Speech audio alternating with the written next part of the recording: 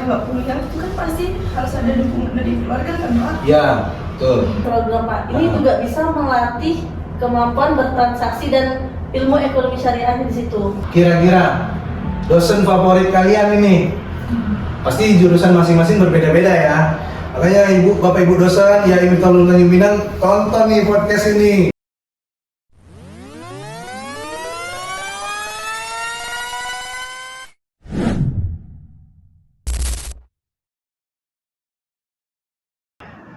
Dosen nggak masuk? Podcast dulu nggak sih? Podcast dulu nggak sih? Tepuk tangannya dong.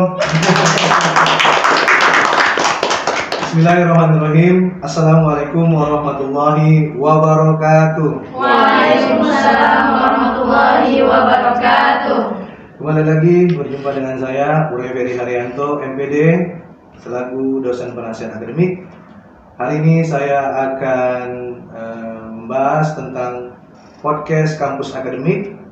Bersama kita sudah ada 4 narasumber yang mungkin bukan dikatakan sebagai mahasiswa ya, tetapi ini sudah sebagai alumni dari kampus kita, yaitu Miftaul Ulum Tanjung Pinang.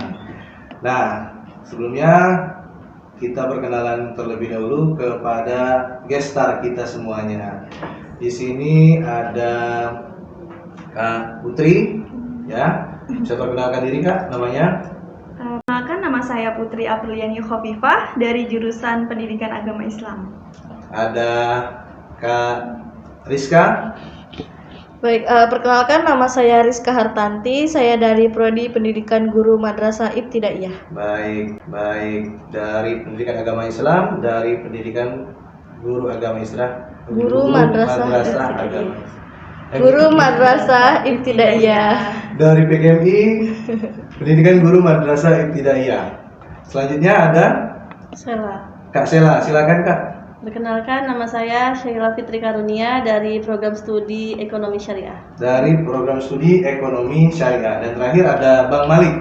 Oke, perkenalkan nama saya Abdurrahman Malik dari Program Studi Tadris Bahasa Inggris. Tadris Bahasa Inggris. Nah teman-teman ya, for your information, 4 mahasiswa alumni kita ini adalah wisudawan atau lulusan terbaik di jurusannya masing-masing. Terus dong.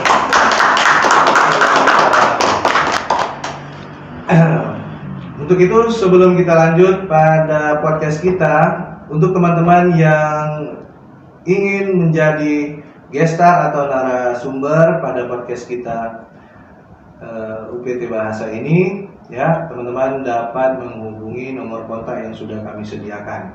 Baik teman-teman sobat mahasiswa yang Pak Urai banggakan, pada podcast kita hari ini kita akan mengangkat tema tentang perjuangan mahasiswa menjadi lulusan terbaik di jurusan masing-masing, ya.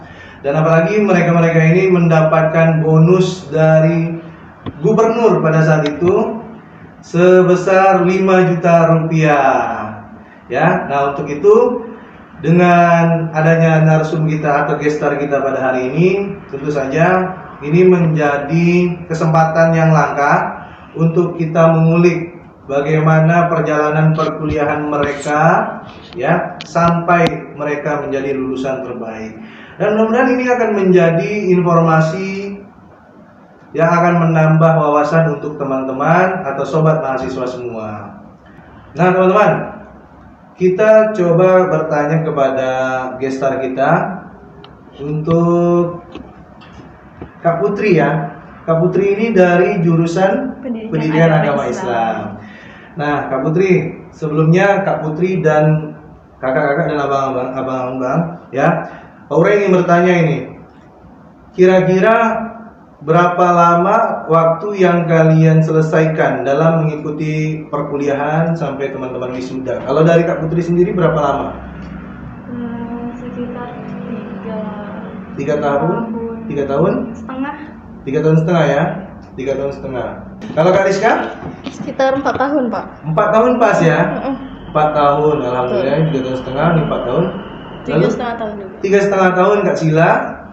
4 tahun kan? 4 tahun ya, artinya kakak dan abang ini tidak ada yang lebih dari 4 tahun. Nah, untuk menjadi mahasiswa lulus dengan predikat cum laude, teman-teman harus lulus dengan waktu yang tepat selama 4 tahun, tidak boleh lebih. Jadi kita boleh ya untuk memberikan aplaus dulu kepada kakak-kakak kita yang berhasil menyelesaikan perkuliahannya selama kurang lebih 4 tahun.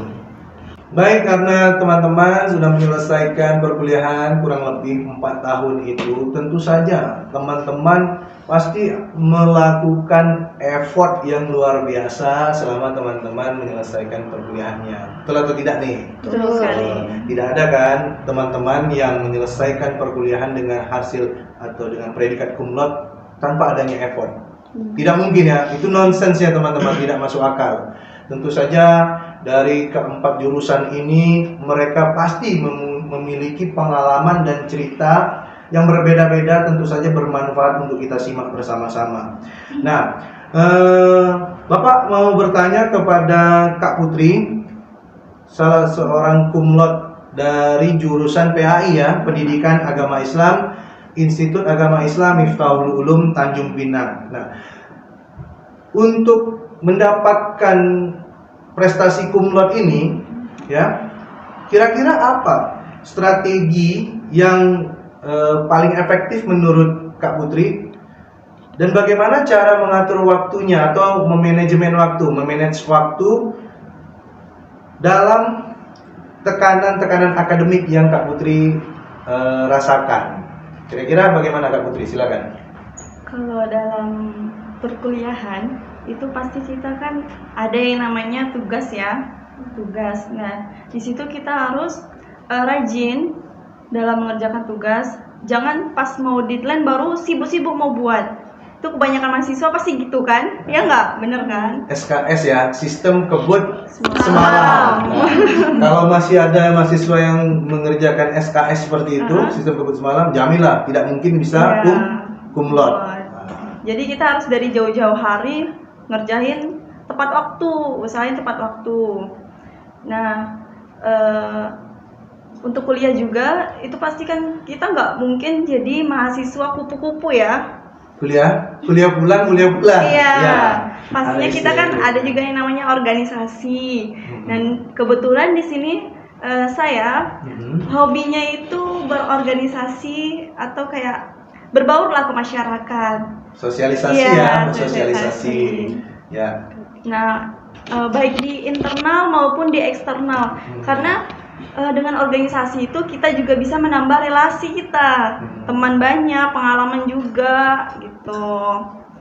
Nah, di satu sisi pasti ada juga yang mikir kuliah dengan organisasi itu pasti sulit nggak sih untuk membagi waktunya? Nah, bagaimana Kak cara membagi waktunya nih? Ya. Nah. Kalau untuk membagi waktunya itu tergantung sama pribadi kita juga. Kita nih bisa nggak misalnya ada organisasi di time-nya ini, kita harus terus ada tugas, jadi kita harus mendahulukan yang mana dulu, untuk memprioritaskan tugas kuliah dulu. Nanti setelah itu kita boleh berorganisasi untuk bisa sampingan tuh kayak gimana ya Pak ya. Oh, jadi artinya menurut Kak Putri ini kalau kita berorganisasi kita tetap memprioritaskan tugas kuliah teman-teman, karena tujuan kita ya ingin mendapatkan hasil yang sempurna, yaitu cum laude misalnya seperti itu. Nah, kalau kita organisasi tapi kuliah kita, tugas-tugas kita keteteran, ya itu sama saja kita mengubur mimpi kita untuk menjadi wisudawan dengan lulusan predikat cum laude seperti itu. Kira-kira Kak Putri ada cara-cara lain untuk memanajemen waktu? Ada Pak. Jadi kalau Putri pribadi ya, Putri ada buat catatan. Itu kita bisa tulis di HP atau di kertas kita tempel. Oh, ini jadwal kita. Misalnya pagi kita ngapain? Sticky note gitu ya? Sticky note. Kita pagi itu ngapain, terus siang kita ngapain, terus sore ngapain. Jadi teratur gitu jadwal kita. Jangan sampai kayak lebih lebih terstruktur gitu ya. Lebih terstruktur lah. Nah, jadi teman-teman, dengan adanya manajemen waktu dengan sticky note seperti itu membuat kita memiliki timeline. Ya, timeline proyek dalam keharian kita. Nah, itu bisa menjadi timeline ya, timeline untuk mengatur waktu dalam keseharian kita.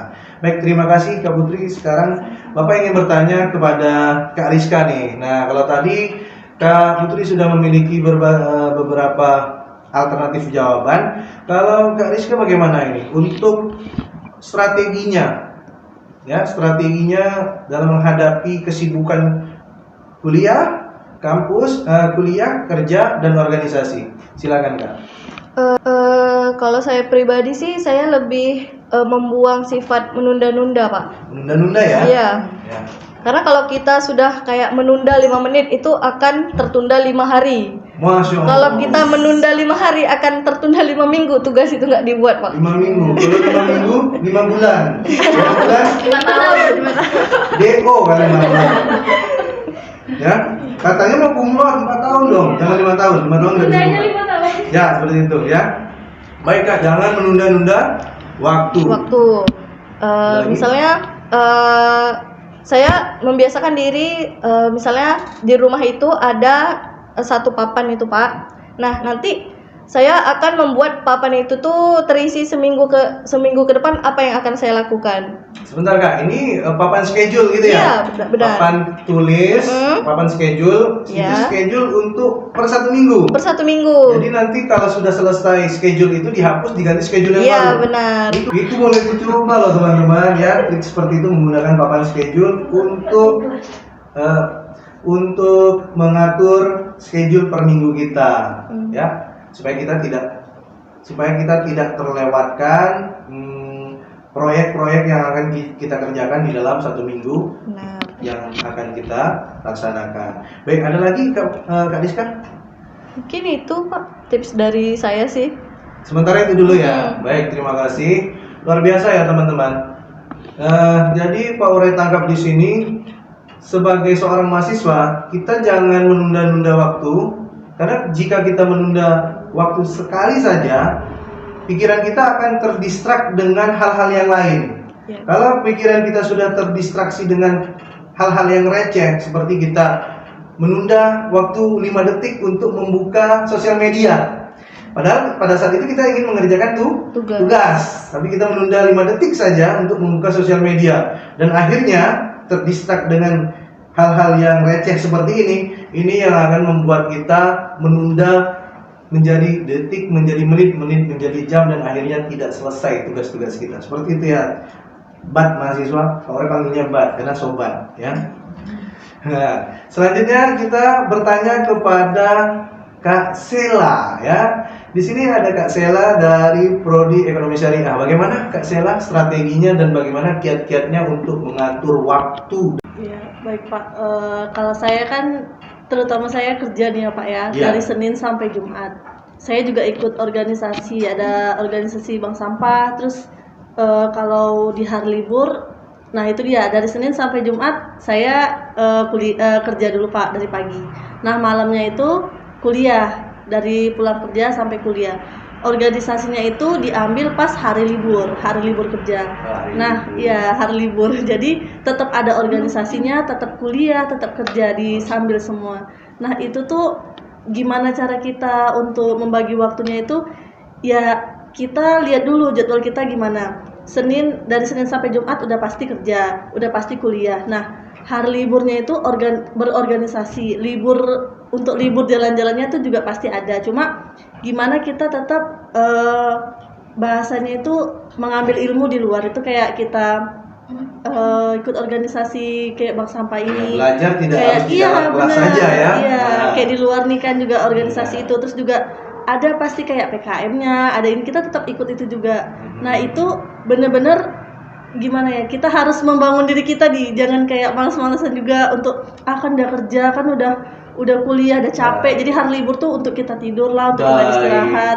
Tetap harus, ya itu dia, selama berarti kita harus melawan rasa malas Iya, kita benar, ya Kak, harus ya? melawan rasa Kalau malas. tadi dari Kak Putri dan Kak Rizka, mereka memanajemen waktunya tadi karena mereka tidak mengambil kegiatan itu di hari libur ya.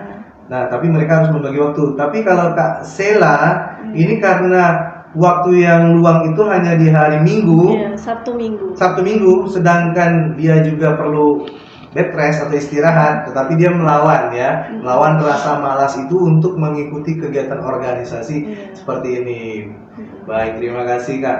Ada lagi Kak untuk cara manajemen waktunya yang lain?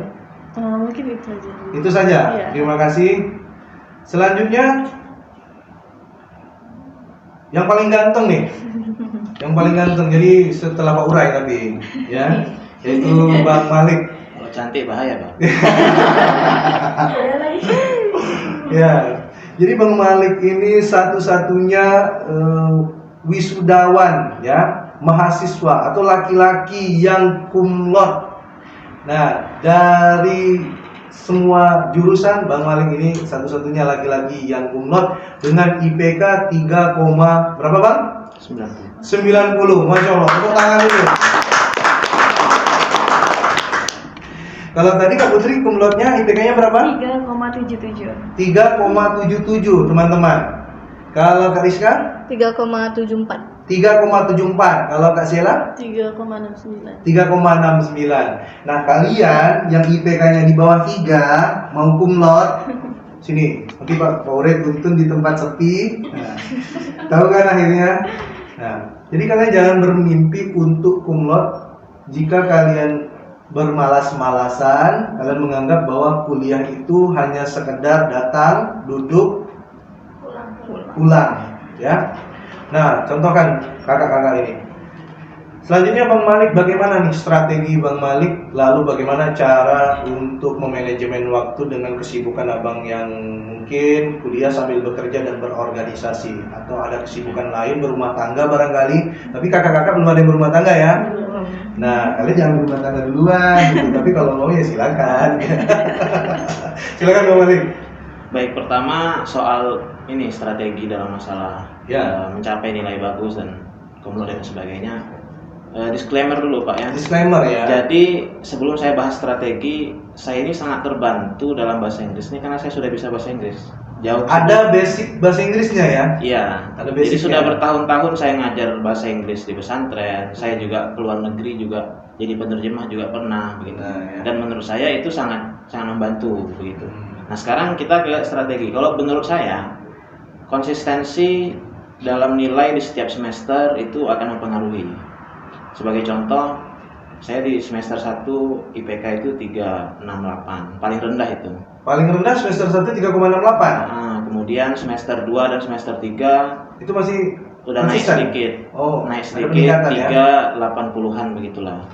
Nah, kemudian di semester 4, 5, 6, 7 itu 391, tidak turun-turun.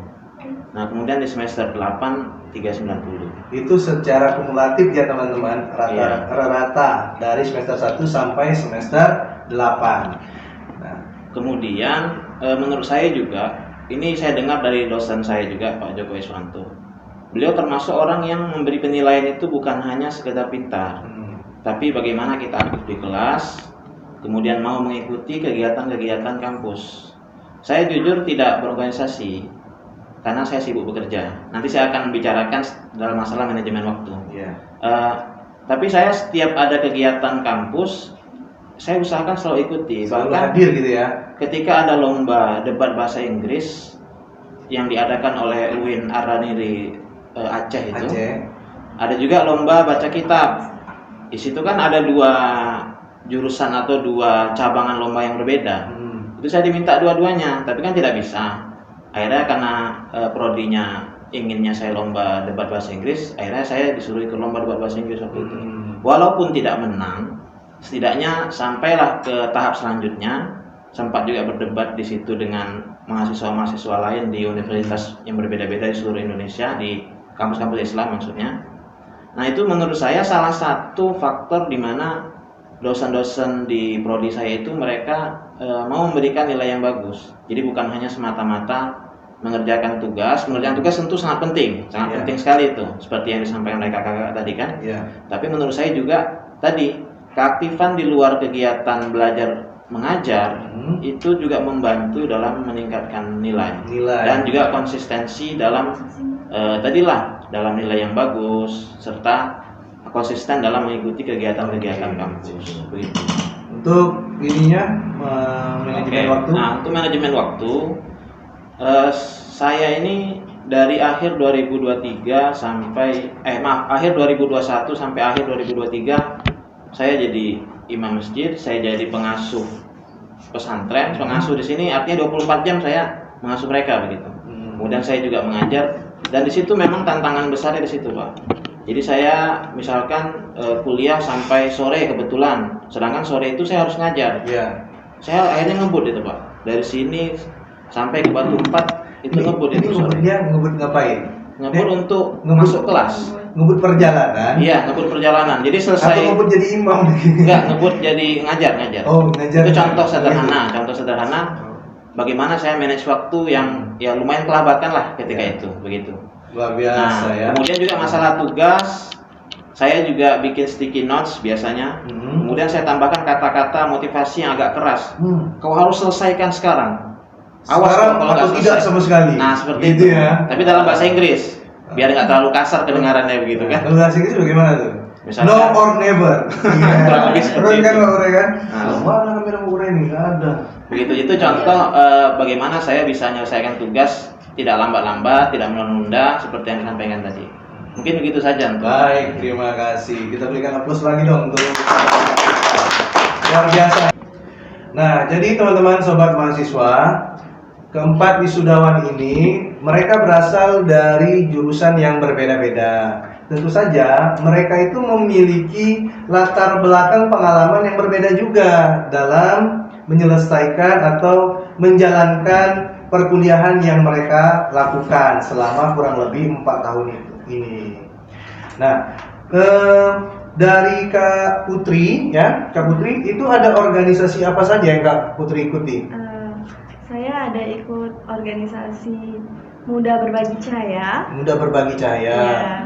Muda Berbagi Cahaya untuk itu eksternal. Kalau di internal itu kita ada ikut LDK, LDK. Lembaga Dakwah Kampus, Hmm. dan HIMA. Jadi setiap jurusan itu kan memang ada himpunannya masing-masing. Himpunan mahasiswa Ya, masing-masing. jadi itu wajib ikut. Hmm. Dan kebetulan juga di sini saya adalah mahasiswa bidik misi KIP. Jadi di mana bidik misi ini apapun kegiatan kampus wajib ikut.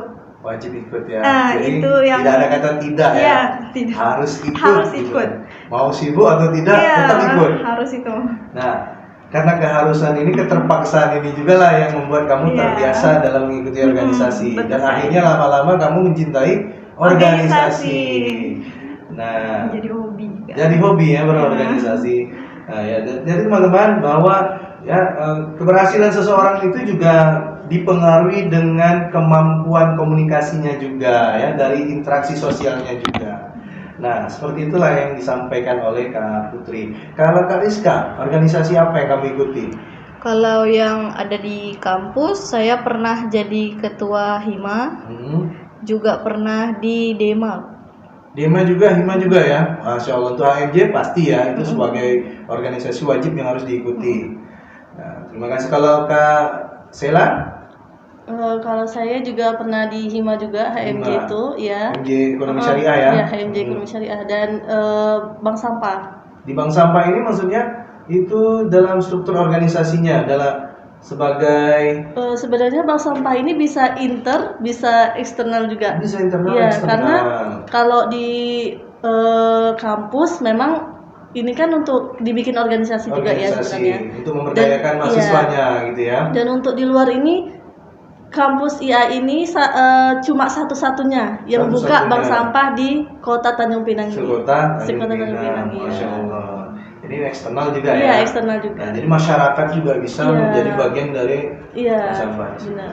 Kalau Bang Malik katanya tidak mengikuti organisasi, tetapi ada kesibukan lainnya. Seperti apa, Bang? ya seperti jadi pengasuh ini kan 24 jam. Pengasuh Di asrama. asrama. Jadi saya seperti pengganti orang tua mereka gitu. Masya Allah. Jadi ya sakit saya urus.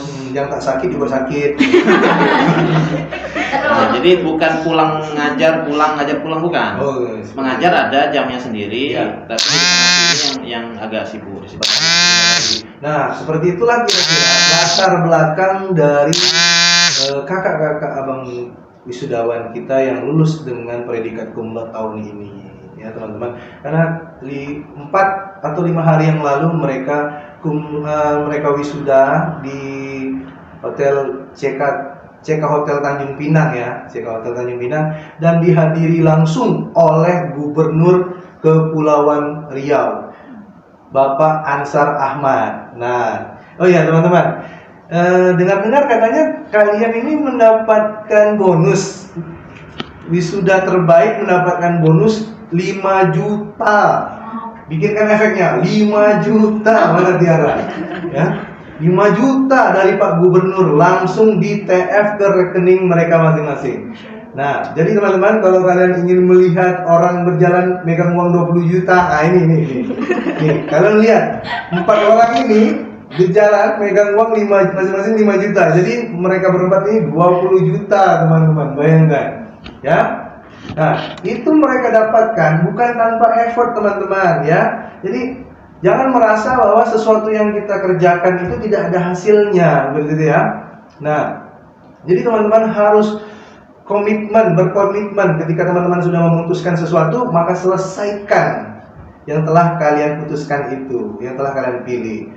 Nah, dengar-dengar katanya kakak-kakak dan abang mendapatkan bonus 5 juta nih dari Pak Ansar. Benar atau tidak? Benar. Sudah diterima hadiahnya? Sudah. Dari Bang Malik. Ya, bagaimana Bang perasaan abang mendapatkan itu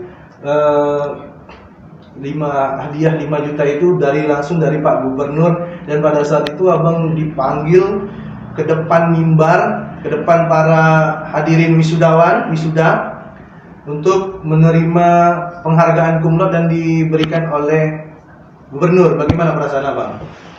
Jadi kalau untuk hadiah dari Pak Gubernur itu kan nggak terduga. Tidak terduga ya? Kalau untuk maju cum laude itu sudah saya duga. Sudah diprediksikan. Nah, tapi itu sejak berapa tahun yang lalu kira-kira? tidak, baru-baru. Oh, baru-baru ini. Karena saya diminta maju untuk mewakili kesan dan pesan. Cuman kemarin itu tidak jadi kan. Itu pernah diskusi juga dengan Pak Uray waktu itu ya. Di situ. Jadi ketika Pak Gubernur maju, kemudian sebelum beliau memulai pidatonya, beliau bilang untuk yang 4 orang ini saya ada hadiah, kan begitu.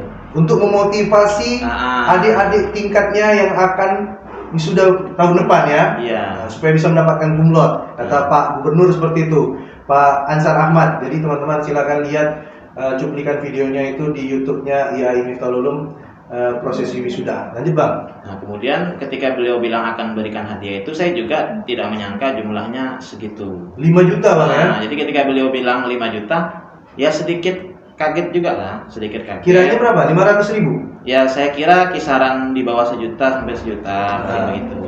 Dan ini 5 juta setiap orang, kan begitu. Kalau digabung jadi 20 juta setiap per orang, begitu. Jadi saya sedikit tidak menyangka. Jadi ya saya bersyukur. Tidak expect ya. Bersyukur, dan juga tentunya saya harap uang ini bisa digunakan untuk kebutuhan lebih baik, sesuatu yang bermanfaat. Jadi ini mudah-mudahan berkah gitu ya Bang. Ya, 5 jutanya berkah, ilmu yang didapatkan, gelar yang didapatkan juga berkah. Bisa dipertanggungjawabkan. Ini yang penting loh teman-teman. Kadang-kadang ada mahasiswa yang wisuda ya menyandang gelar SPD ataupun kalau ekonomi syariah apa? SE, sarjana ekonomi, tetapi tidak memiliki basic dan pengetahuan di bidangnya. Lalu mereka itu wisuda begitu saja. Ya. Jadi jangan menjadi wisudawan yang kosong. Minimal kalian memiliki bekal ilmu untuk kalian persiapkan di dunia pekerjaan berikutnya. Baik, terima kasih Bang Malik. Selanjutnya Kak Sela mungkin bisa dijelaskan Kak bagaimana vibes-nya Kak ketika Kakak mendapatkan bonus 5 juta lalu Kakak dipanggil untuk diberikan gelar cum laude tadi. Bagaimana? Alhamdulillah seneng ya pasti Pak. Cuma nggak nyangka juga sih sebenarnya, soalnya kan teman-teman juga terbaik juga sih kalau menurut saya. Nah, menurut Kak Sela mungkin di jurusannya itu juga banyak mahasiswa-mahasiswa terbaik gitu. Tapi Kak Sela tak nyangka kalau dia terbaik dari yang terbaik, menjadi cum laude ya. Nah, perasaan itu bagaimana tuh? Bercampur aduk tidak ketika kamu tahu bahwa kamu menjadi salah satu wisudawan terbaik mewakili jurusan. Iya, campur aduk banget sih Pak rasanya. Itu sebenarnya orang tua nggak tahu? Nggak ada yang tahu. Oh, saya di situ pada saat itu, pada Iya. saat wisuda itu. Iya. Wow. Di situ juga. Nah, itu teman-teman makanya bawa orang tuanya kalau wisuda, jangan orang tua yang tinggal di rumah, udah lama gak usah datang lama, ngapain juga nengok wisuda gitu. Rupanya kalian kumlot kan rugi kalian kalau tak disaksikan sama orang tua. Orang tua juga bangga pada saat Iya, itu ya, pasti dipanggil ke bangga. depan ya pastinya Iya, ya. dipanggil ke depan. Lalu dipasangkan selempang kumlot itu, ya, Iya, ada pasang selempang itu ya. Ada dipasangkan juga Pak. Dipasangkan. Lalu Iya. ada pemberian apa? Dari Pak Gubernur ada juga. Sertifikat dulu Pak dari Sertifikat kampus. foto bersama Gubernur. Iya, foto juga. Oke, nanti tolong dikirimkan ke Pak Ura ya, nanti dokumentasinya ya, untuk Pak Ura kirimkan kepada tim editing. Jadi supaya ada nih gitu ya. Dan kumlot aja gitu, tapi tak ada bukti fisik dokumentasi aslinya, ini penting ya. Selanjutnya dari Kak Sila nih, ada perasaan seperti ingin melumpahkan apa ya? Meluapkan perasaan pada saat itu, tidak ingin menyampaikan kesan-kesannya gitu. Terima kasih kepada siapa-siapa saja itu. Iya, itu Ya. udah alhamdulillah ya sebelumnya Pak udah siapin ini juga sih, maksudnya kayak udah siapin inilah kayak apa ya Pak ya, cenderamata gitu lah untuk para dosen, karena memang mereka jujur aja saya bangga banget sih Pak masuk jurusan ekonomi syariah Masya nih, Allah. masuk di kampus ini, karena memang mereka membimbing saya tuh dengan benar-benar baik banget dan terarah lah Pak. Jadi Luar biasa. saya bisa sampai ke tahap ini juga. Jadi dosen-dosen Institut Agama Islam Miftahul Ulum Tanjung Pinang oke semua ya. Oke semua Pak, oke banget. Effort semuanya mereka ya. Semua. Iya, kalau Pak Uri tidak. Enggak dong.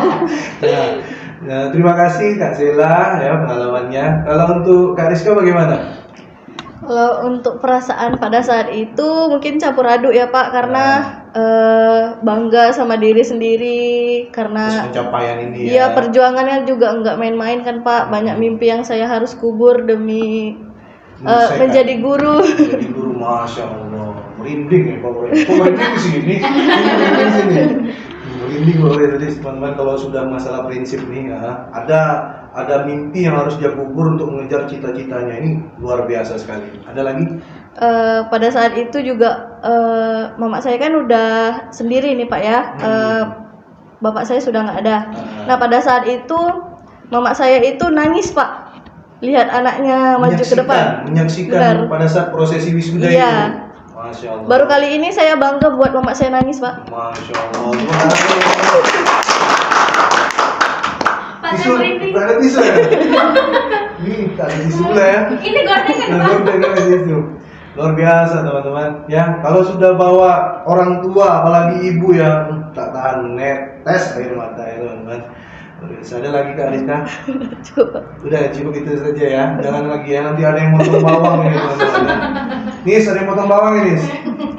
Nah selanjutnya Kak Putri bagaimana Kak? Kira-kira Kak? Nah ini supaya bat-bat mahasiswa semua, bat-bat itu sobat ya, sobat-sobat mahasiswa semua itu tahu bagaimana hiporia nih, vibes-nya ketika kalian dipanggil maju ke depan untuk diberikan gelar kehormatan cum laude. Bagaimana Kak? Nih kasih tahu mereka Kak, silakan. Kasih paham. Baik Pak. Jadi pas dibilangnya 4 wisudawan terbaik gitu itu ya. Putri di situ Nggak expect nih? nggak expect juga Pak. Cuman kan mikirnya kan ada juga ya kawan-kawan yang lain macam seperti kawan Putri si Angeli. Jangan sebut nama. Oh tapi tak apa-apa lah ya, masukkan aja. Iya, iya. Sahabat-sahabat saya Ya. kan seperjuangan juga tuh Pak. Ya. Jadi nggak sangka juga pas pertama kali nama saya disebut itu di situ saya Mau pingsan? pengen nangis Pak. Pengen nangis, Masya Allah. Cuma mikir masih pakai make up kan. Aduh, teman-teman, luar biasa ya kekuatan make up ya. The power of make up bisa menahan air mata. Ya kalau kita mau nangis, ya nangis aja gitu ya. Tapi make upnya mahal, Pak. 350. Jangan endorse ya, kita tidak di endorse, tapi kalau yang mau endorse minuman boleh. Ya, lanjut Kak Putri silakan. Jadi pas udah maju tuh kayak gemeteran gitu. Pengen nangis terus ngeliat ibu dari jauh kan lagi duduk kan, orang tua suruh maju, apalagi yang datang itu kan cuma ibu sama anak abang saya. Bang, iya. Jadi Di situ abang saya juga bahagia. Masya Jadi ibu tuh punya anak yang kuliahnya cuma saya sendiri, yang lain pada nggak mau kuliah Pak. Yang lain pada tidak kuliah. Jadi bisa dibilang Tidak saya selesai. satu-satunya yang anak yang pengen kuliah gitu, untuk ngabulin permintaan ibu saya. Masya Allah. Oh, Masya Allah, tabarakallah. Yang mau tisu silakan tisu. Ambil letak di situ dulu, letak di situ. Silakan ya. Jadi teman-teman, harapan orang tua itu sungguh besar sekali ya, diletakkan di pundak kita sebagai anaknya. Karena orang tua kita itu teman-teman mau berkorban nyawa sekalipun orang tua kita berikan, asalkan bisa melihat anaknya itu sukses. Nah, bagaimana dengan kita sebagai anak yang telah melihat perjuangan dari orang tua kita? Apakah kita membiarkan seperti itu saja? Tentu saja ada perasaan ingin untuk membahagiakan orang tua melalui jalur prestasi yang bisa kita dapatkan melalui di kampus atau di perguruan tinggi ini, teman-teman. Nah, jadi setiap orang tua menginginkan anaknya sukses seperti itu ya. Dan kita juga sebaliknya, kita juga ingin melihat orang tua kita nangis bangga, bukan nangis karena perbuatan nakal kita gitu ya, atau kenakalan kita, tapi kita ingin melihat orang tua kita nangis bangga terhadap kita bahwa mak, bapak tidak sia-sia melahirkan kami di dunia ini, seperti itu. Masya Allah. Apalagi Kak Rizka yang cuma ada ibu ya. Kalau Kak Putri enggak orang tuanya? Ayah udah nggak ada. Oh, cuma ibu aja. Mama. Kalau Kak Sela? Ada tapi orang tua udah pisah, tinggal sama mama. Oh, seperti itu. Tinggalnya sama Sama mama sama adik. Sama mama sama adik. Kalau Bang Malik Masih ada dulu. masih ada dua-duanya. Alhamdulillah ya teman-teman ya. Jadi kita bisa membuktikan ini loh pengorbanan orang tua saya, ini loh buah atau hasilnya yang bisa dirasakan dari hasil perjuangan dari anak-anaknya. Nah, teman-teman, sebenarnya kalau segmen ini Pak Uray uliklah lebih jauh, jangankan mereka ya, Pak Uray bisa nangis juga nanti teman-teman. Nggak jadi podcast nantinya. Nanti nggak jadi podcast nanti kata Nisa. Baik, kita lanjut ke pertanyaan berikutnya. Untuk Kak Sela terlebih dahulu. Kira-kira tantangan besar apa yang kakak hadapi nih selama menjalani masa studi atau masa belajar sebagai mahasiswa di perguruan tinggi, khususnya di kampus kita ini ya? Silakan Kak. Tantangan ya. Ini pengalaman kakak ya, dari tantangannya lah. Baik itu tantangan yang dirasakan secara individu ataupun tantangan yang kakak internal maupun eksternal seperti itu. Silakan. Mungkin dari waktu juga kali ya Pak. Karena kan saya juga kerja, kuliah, kuliahnya malam juga kan. Kuliah malam ya? Kebetulan mama itu termasuk orang yang suka gimana ya, khawatir sama anak perempuannya gitu ya. Jadi tadinya tuh memang ada perdebatan juga Pak antara kuliah malam sama pagi, tapi ya itu dia harus mengorbankan salah satunya nih gimana. Tadinya kan gitu, tapi ya diyakinin sama mama dulu kan. Alhamdulillah mama support juga kan, ya udah kalau memang mau kerja mau kuliah gimana lah, pandai-pandai bagi waktunya. Nah itu memang agak susah juga sih ya Pak, bagi waktunya, belum lagi tugas-tugas kuliahnya juga. Dan gimana ya, alhamdulillah bisa ngelewatin itu semua. Alhamdulillah mampu untuk menyelesaikan tantangan itu ya. Baik, terima kasih. Kak Sela ini berarti yang mau saya tangkap itu tantangannya untuk menyesuaikan waktu ya antara kuliah dan kerja. Teman-teman yang kuliah sambil bekerja, teman-teman mahasiswa yang kuliah sambil bekerja, Pak Ure apresiasi untuk teman-teman semua, karena teman-teman di situ teman-teman sedang mengusahakan masa depan teman-teman dengan cara teman-teman mencari uang dengan bekerja untuk membayar uang kuliah kalian. Itu salah satu effort yang luar biasa. Jadi masalah di situ tantangannya adalah bagaimana cara mengatur waktunya.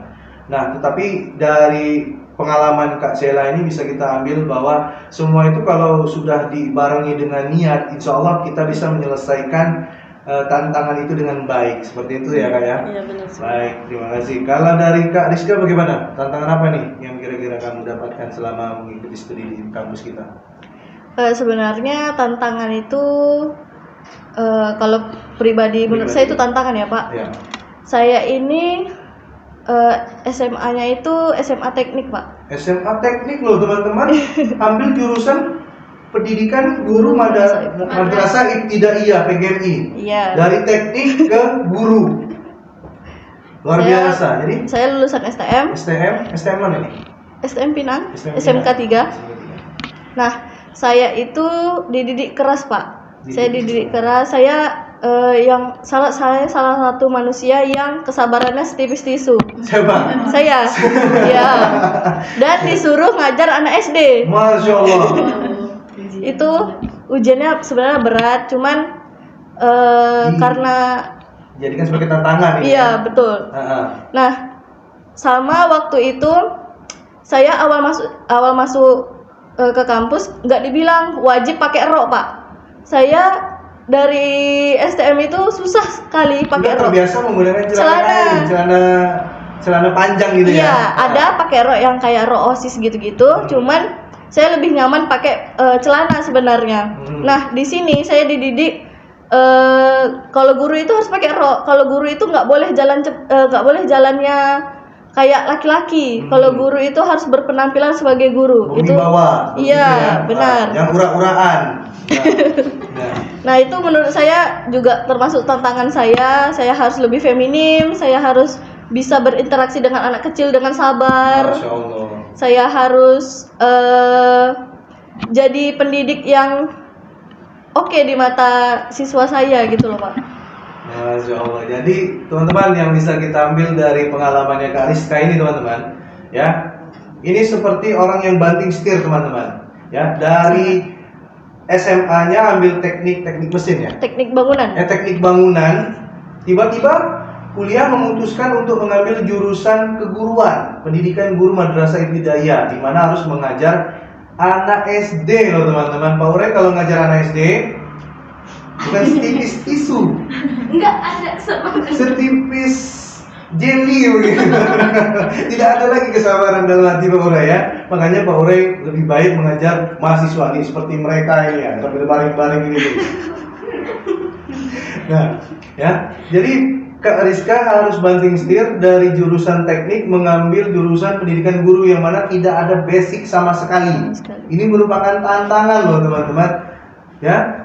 Dan harus mengajar anak SD dan dia harus beradaptasi dengan lingkungan keguruan itu yang mengharuskan kita menggunakan pakaian yang rapi, seragam yang rapi, ya. Karena guru itu kan menjadi digugu dan ditiru, ya, menjadi teladan untuk murid-muridnya. Nah, itu menjadi tantangan yang berhasil dilewati oleh Kak Rizka, Masya Allah, ya. Lanjut, pengalaman dari Kak Putri bagaimana? Ini Kak Putri ini teman-teman, di jurusannya itu dia mengakui banyak sekali teman-teman mahasiswanya yang berkompeten, yang nilai IPK-nya juga bagus-bagus, tinggi-tinggi, tetapi dia tidak expect dia bisa melampaui teman-teman yang lain. Nah, jadi tantangannya ini apa nih Kak? Kalau ini tadi waktu, ini tadi masalah basic atau disiplin ilmu pengetahuan, ya kan? Lintas disiplin ilmu pengetahuan. Kalau baik dari Kak Putri sendiri, bagaimana nih Kak tantangan terbesarnya selama menempuh masa studi jadi mahasiswa di IAI Miftahul Ulum Tanjung Pinang yang paling berkesan Kak tantangannya? Ya, Yang paling berkesan itu menurut saya tantangannya ada di keluarga. Tantangannya di keluarga. Karena saya kuliah itu awalnya nggak mau kuliah Pak, karena ibu saya bilang kan saya lulusnya dari SMK. SMK jurusan boga. Nah, jadi Kakak boga ya? Iya. Jadi ibu saya tuh pengennya saya kayak buka usaha. Oh, langsung berwirausaha gitu ya? Cuman di satu sisi saya ada KIP kan, jadi merasa pengen kuliah. Kira-kira apa ya jurusannya yang bagus? Cuman kalau saya ini lebih suka ke agama, makanya saya pilih agama. Tapi di satu sisi keluarga itulah Pak. Oh, ada satu sisi keluarga juga tidak mengharapkan kamu kuliah gitu. Tetapi dari keinginan kamu ingin sangat ingin kuliah gitu ya, melanjutkan lagi kuliah S1 gitu.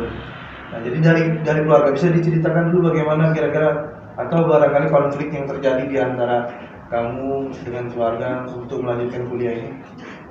Kira-kira. Nah, tapi tadi Pak udah dengar katanya kamu orang tua single parent ya. Ibu kan, berarti ayah sudah tidak ada lagi. Nah, bagaimana itu kira-kira pengalamannya dan tantangannya ini untuk melanjutkan kuliah? Silakan Bu. Kalau kuliah itu kan pasti harus ada dukungan dari keluarga kan Pak. Iya, betul. Jadi keluarga ini mikirnya nggak ada biaya gitu Pak. Oh, berarti dari keluarga tidak ada biaya untuk mensupport kuliah kamu gitu ya. Anda merasa bahwa ibu juga single parent kan, Bu? Orang tua sendiri yang membiayakan anak-anaknya. Selanjutnya, karena menurut orang tua tidak ada biaya seperti itu, jadi dari Putri sendiri bagaimana? Kamu mengikuti kata-kata orang tua atau punya jalan sendiri nih gitu? Putri ambil jalan sendiri Pak. Saya milih kuliah karena ada ibu nggak ada yang kuliah. Satu pun Nggak ada. tidak ada yang kuliah. Awalnya abang saya pertama itu kuliah. Tapi tidak selesai. Tidak selesai karena sakit. Karena sakit. Kamu berapa adik-beradik? Saya ada beradik 6. 6 ya? Sama dengan Pak Ure berarti 6. Pak Ure sendiri yang S2. Alhamdulillah ya. Terus kamu yang dari sekian banyak adik-beradik kamulah yang berniat untuk salah satu dari anak dari mama kamu harus sarjana. Iya, harus sarjana. Itu kamu tekad itu kamu bulatkan, kamu laksanakan itu ya, kamu lakukan. Nah, untuk masalah uangnya bagaimana tuh kira-kira? Untuk masalah pembayaran itu, kamu mengandalkan siapa itu? Abang saya. Abang kamu? Abang saya yang kedua, Mas Andi. Saya ucapkan terima kasih banyak kepada Mas Andi. Karena Mas Andi baik sekali menurut saya. Banyak pengorbanannya Ya, untuk dari awal pendaftaran kan kalau kita belum ada apa disuruh bayar sendiri dulu kan pendaftaran ulangnya. masih dengan dana pribadi. Jadi untuk pendaftaran itu abang saya dulu yang bayarin. Masya Allah, itu memang ada. Berarti Putri itu memang dibantu. Beruntungnya kamu memiliki adik-beradik ya, adik-beradik yang solid, kompak untuk selalu mendukung adik-adiknya yang lain, begitu ya. Iya. Jadi tantangan itu mungkin dari keluarga kamu ya Bu. Tapi alhamdulillah bisa kamu selesaikan. Alhamdulillah. Dan kamu buktikan kepada keluarga kamu bahwa tidak ada yang sia-sia kalau kita sudah memiliki niat yang kuat begitu ya.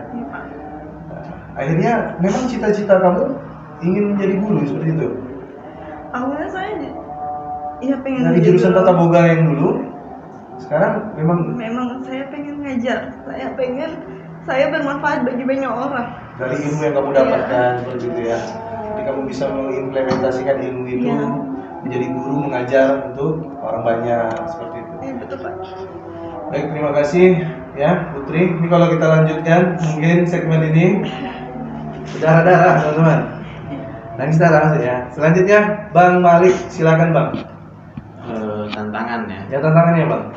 Tantangan yang pertama tentu waktu membagi antara pekerjaan dengan kuliah. Kemudian juga ada beberapa mata kuliah itu yang sebenarnya saya itu masih kesulitan untuk mengikuti begitu. Dari mata kuliah ya. Karena saya tidak pernah SMP dan SMA kecuali paket, Pak. Paket Ijazah SMP dan SMA saya itu paket persamaan. Karena saya lama di pesantren saja. Di pesantren Itu ya? menghafal Quran, kemudian lanjut lagi ke Magelang belajar kitab. Jadi itu saja itu yang saya kuasai selain bahasa Inggris. Agama dan bahasa Inggris sudah itu saja. Jadi ketika ada sebagian mata kuliah itu, sebagian mata kuliah itu yang sudah menyebut angka seperti kemarin metodologi penelitian, statistika. di situ kawan-kawan saya yang selama ini mereka bertanya ke saya yang bertanya ke mereka. Karena mereka pernah SMA begitu. Iya. Itu salah satu tantangan juga menurut saya. Jadi Alhamdulillah sudah dilaksanakan ya. alhamdulillah sudah dilaksanakan. Di situ alhamdulillah juga dengan kemajuan teknologi saya bisa keep up lah dengan memanfaatkan teknologi tadi. Masya Allah. Alhamdulillah saya bisa belajar banyak. Nah itulah mungkin tantangannya. Tantangan itu. Ya. Alhamdulillah akhirnya pun dari pengalaman Bang Malik ini, karena beliau ini adalah siswa di pondok pesantren ya, yang banyak mempelajari ilmu agama ketimbang ilmu formalnya seperti itu ya. Jadi di perguruan tinggi mendapatkan pengalaman yang berbeda. Iya. Tapi alhamdulillah tantangan ini sudah dilaksanakan dan berhasil dilakukan dengan baik. Baik, terima kasih Bang Malik juga ya. Selanjutnya nih, dari sekian banyak tantangan yang kalian dapatkan, nah mulai dari keluarga, mulai dari latar belakang pendidikan yang berbeda, mulai dari waktu, mulai dari latar sekolah dulu ya. Nah, dari sekian banyak permasalahan itu dan akhirnya teman-teman mampu untuk menyelesaikannya, tentu saja ada hal-hal yang memotivasi diri teman-teman semua kan, kakak-kakak dan abang semua, untuk bertahan atau untuk survive melalui perjalanan perkuliahan ini selama 4 tahun, kurang lebih 4 tahun, dan selesai dengan hasil yang memuaskan, cum laude. Kira-kira dari Bang Malik dulu, apa Bang kira-kira motivasinya, motivasi dan pengorbanan apa yang abang lakukan ya sampai abang meraih cum laude ini kira-kira? Oke, motivasi ya. Pasti ada nih motivasi nih kalau yang Malu keluarga saya kan? sebenarnya. Karena gini, saya kan ketika saya ngambil paket SMA itu kan 2014. Ketika saya dapatkan ijazah itu, saya sebenarnya bingung, ini mau saya pakai apa sebenarnya ijazah SMA ini. Saya belum kepikiran untuk kuliah ketika itu. Nah, jadi ketika tahun 2018, umur saya sekitar 22, 23 gitu kan.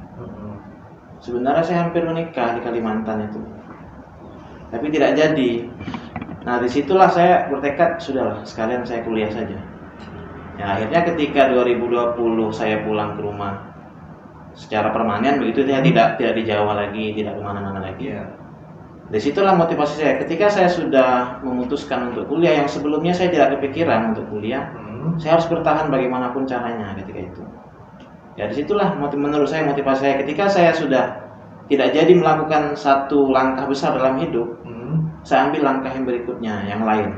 Disitulah akhirnya saya bertahan, itu menurut saya. Masya Allah. Jadi keputusan ya, setelah kita mengambil langkah berikutnya itu, ini bukan langkah 1000 ya teman-teman. Langkah 1000 kalian kabur tuh namanya. Ini berarti adalah langkah atau terobosan berani yang diambil, ya, yang mempertaruhkan apa? Nasib kita ataupun masa depan kita. Ini yang penting ya teman-teman. Itu yang menjadi motivasi kita untuk menyelesaikan itu. Ya, ingat ya, apabila sesuatu itu telah kita tentukan, maka selesaikan itu teman-teman. Jangan pernah mengakhiri sesuatu yang kita mulai. Ya, jangan pernah mengakhiri sesuatu yang tidak selesai, yang telah kita mulai. Baik teman-teman. Terima kasih Bang Malik. Selanjutnya, motivasi apa nih kira-kira dari Kak Rizka dulu ya? Motivasi apa yang Kak Rizka jadikan sebagai motivasi dan mendorong Kak Rizka untuk menyelesaikan perkuliahan ini sehingga mendapatkan predikat atau gelar cum laude ini? Baik, pertamanya tuh saya untuk masuk ke kampus ini tuh sangat berat Pak, karena kampus ini bukan kampus impian saya. Karena pada saat itu pemikiran kolot saya bahwa kalau kuliah di Tanjung Pinang saya tidak akan berkembang. Nah, lalu di 2018 almarhum bapak saya meninggal, dan saya akhirnya harus tetap berkuliah di Tanjung Pinang karena ibu saya sendirian Pak, dan saya anak bungsu. Nah, pada saat itu saya tetap masih mau mengejar cita-cita saya menjadi arsitek. Nah, selanjutnya kan di sini nggak ada tuh jurusan kuliah jurusan itu gitu. Nah, tercetuslah dari bibir ibu saya, beliau bilang dia mau salah satu anaknya itu menjadi guru, Pak. Menjadi guru. Nah, jadi mau tidak mau pada saat itu ya, mau tidak mau saya harus mengambil keputusan untuk berkuliah di guru. Nah, selain itu pada saat itu mungkin masih jiwa-jiwa menggebu-gebunya saya, ya udah kuliah main-main aja biar orang rumah tuh tahu saya tuh bukan di sini basicnya gitu. Nah, pada saat itu saya ikut kegiatan PKM di PGMI itu, ikut kegiatan PKM. Saya diminta untuk mengajar anak-anak kampung sini belajar membaca. Itu dia dari yang tidak mengenal huruf sampai waktu saya ngajar itu dia bisa mengeja ini Ibu Budi. Itu saya bangga. Dari sebelumnya dia belum mengenal huruf sama sekali ya? Iya benar. Belum bisa mengeja sama sekali. Nah, pada saat itu dia berhasil mengeja ini Ibu Budi. Itu kan kalimat legend ya, Pak ya? Ya, kalimat legend tuh. Iya, benar. Sudah mengalaminya itu. Dia berhasil. Itu di situ saya nangis, saya bilang, "Oh, berarti saya masih bisa berguna walaupun saya tidak jadi arsitek." Masya Allah.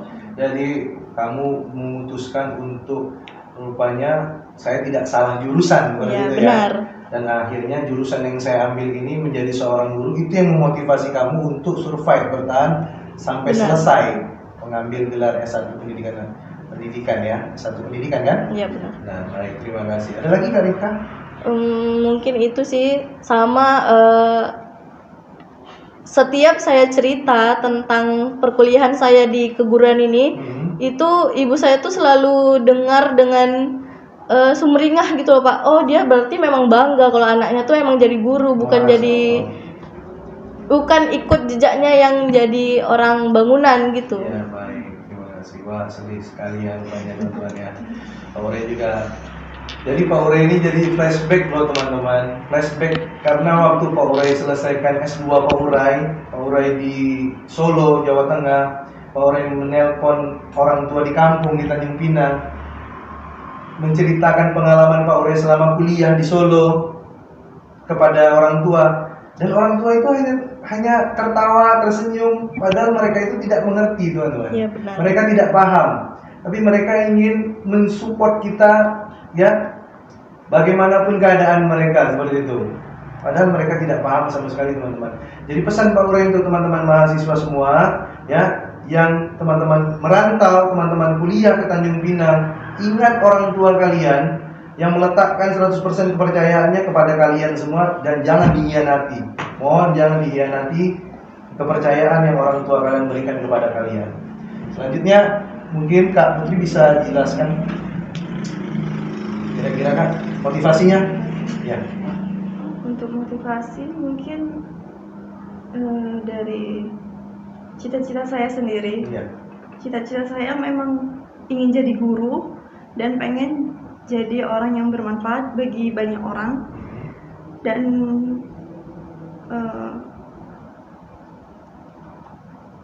teman-teman juga banyak yang ngedukung. Circle-nya ya? Iya, itu saya jadi seneng juga karena berasa kayak udah jadi keluarga gitu, Pak. Ya, Masya Allah.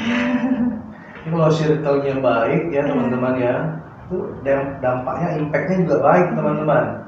Nah, itu bahkan sampai menjadi sebuah keluarga itu, keluarga di luar bukan keluarga di dalam. Keluarga kedua gitu. Keluarga kedua, betul sekali. Nah, itu yang memotivasi kamu ya. Sama almarhum bapak juga. Almarhum bapak mengatakan apa kira-kira yang kamu ingat? Kalau bapak bilangnya,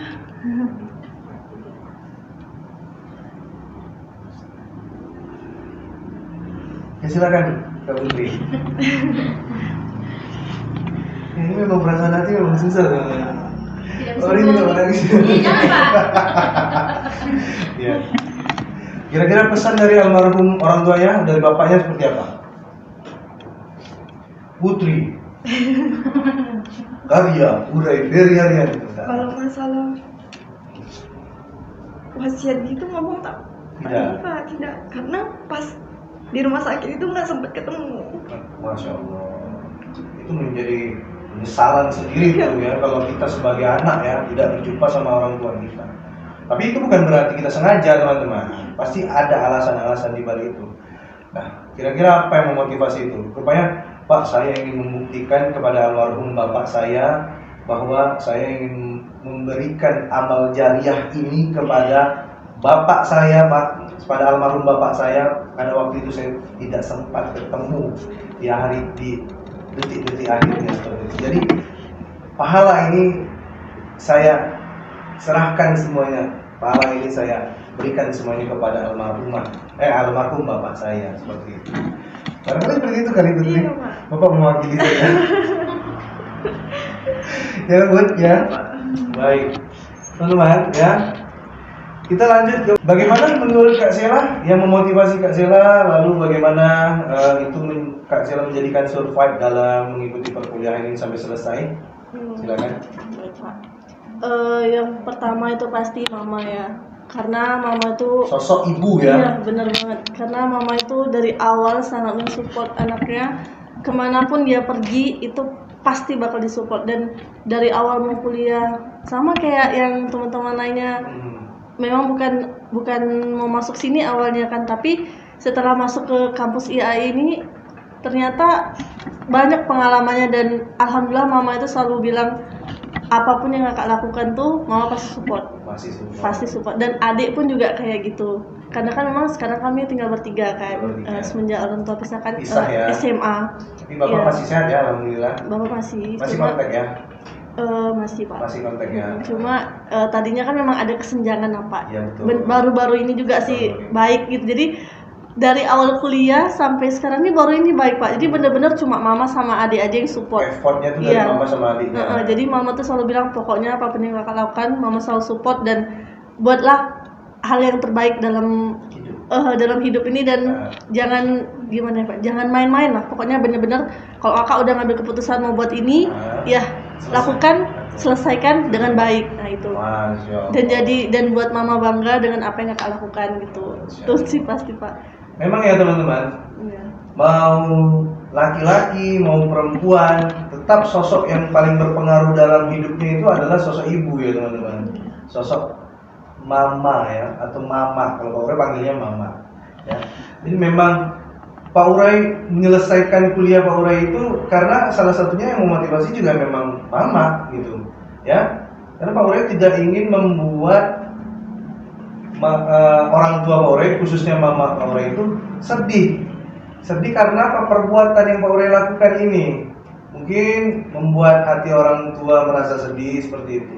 Maka Pak Urai sudah bertekad untuk menyelesaikan kuliah ini lebih cepat dari waktu yang normal.